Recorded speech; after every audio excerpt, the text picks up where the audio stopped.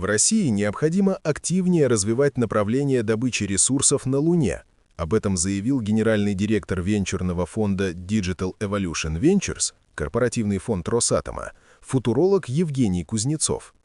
По его словам, в мире начинается новая технологическая гонка, связанная с промышленным освоением Луны.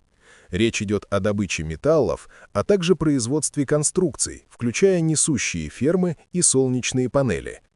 Несмотря на это, большинство стран пока ограничиваются планами повторения достижений 1960-х годов или участием в международных проектах в качестве поставщиков отдельных компонентов.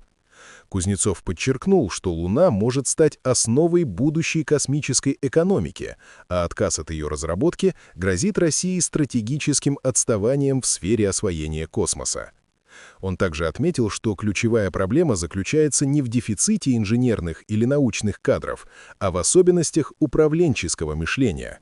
По мнению эксперта, страна способна решать сложные технические задачи, однако недостаточно эффективно распознает экспоненциальные изменения и своевременно инвестирует в перспективные, но рискованные технологии.